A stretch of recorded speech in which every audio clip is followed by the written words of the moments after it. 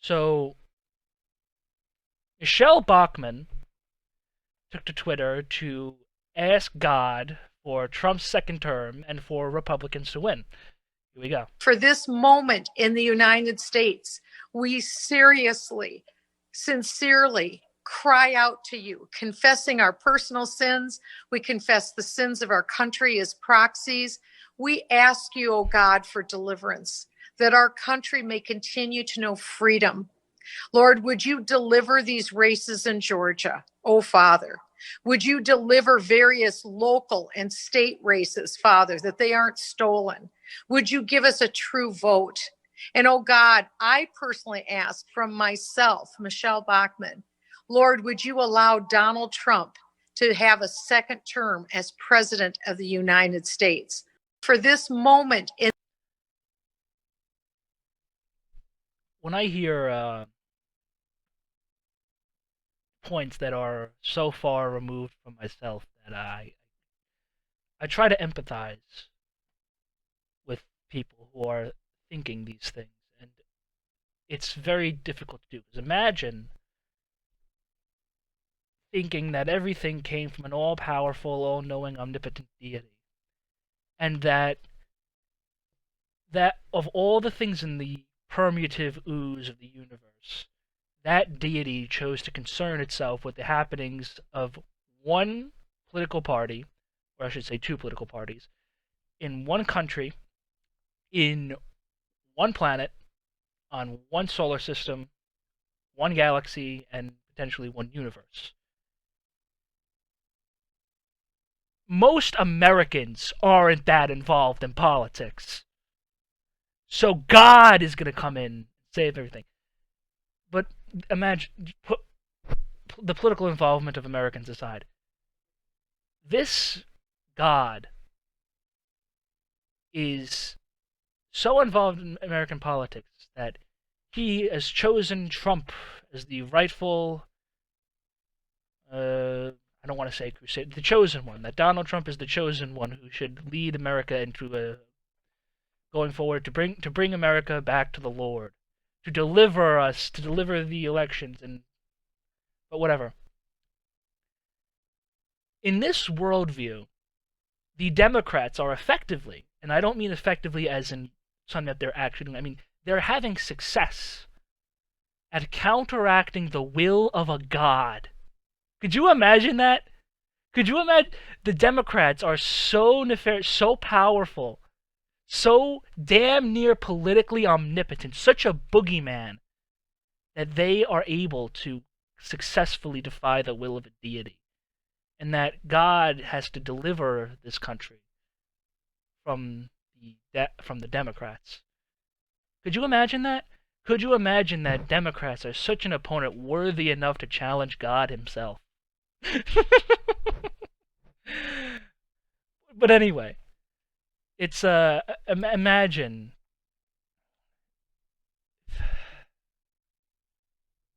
they act like Republicans are the party of God. Like you have Cornel West, who is prolifically religious. You have so many. We have Reverend Warren. One of those races in Georgia is from Reverend Warnock. Reverend Warnock is a man of God, hence the name Reverend. If I was God, I would take his side. But hey, whatever. In these Georgia, if Jesus Christ, the man from the Bible, not the God that, not the shell of a vessel that Christians and and modern day believers project their own politics onto. Let's just take a complete reading of the Bible and not selectively edit, be a salad bar philosopher to make the Bible fit whatever our detested, decrepit political philosophy is.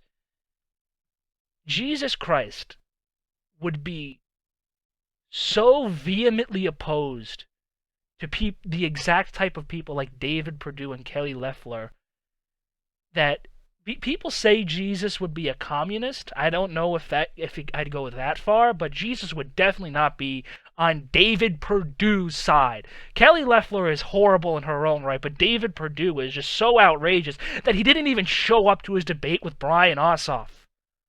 Holy fuck. He didn't even show up to his debate with his opponent. You know, the race is... I don't know if the race is that tight, but he's not even going to show up to the fight. Damn. Anyway, David Perdue, of all the trades, the stock trades that Congress has initiated, all the transactions that they've completed, all of their Wall Street transactions, every trade, David Perdue is responsible for a third of those. Once he got briefed, the exclusive briefing that he as an elected official gets on coronavirus, he dumped so many different stocks and took positions in sectors of the economy that would benefit from COVID, like Pfizer. American Christianity is such a bastardized form. I'm not to Christianity's credit, but Americans believe the damnedest things sometimes. Not all of them. Not all of them. There are plenty. Don't act like Republicans are the party of God, that Democrats are the ones that are just vehemently sinful. And no, this worldview is completely bunk. But imagine Democrats defying a God, and that God taking the side of the people who are just so evil. There's no such thing as a good Republican. I'm going to say it. There is no such thing as a good Republican. Voters, okay. Neither party is going to do anything for the voters, but of rank and file Republicans, people who are active in the party, there's no such thing as a good Republican. This entire election fraud nonsense is a ruse to fight, to engage in voter suppression. That's why voter fraud exists, because no voter fraud happens without voter. It doesn't. Voter fraud isn't real, and when it is real, it's Republicans. The only reason voter fraud is blown so completely out of proportion is so Republicans can engage in voter suppression, shutting down ballot boxes. Yeah, that's the party of Jesus Christ. That's the party of God. Deliver these races. Deliver us the Senate, and pray Trump gets a second term. Again, imagine Democrat. As I said, I try to get into the minds of these people to try and empathize. And imagine ascribing such damn near political omnipotence to the Democratic Party and this general amorphous term as the left, that they defy successfully a God.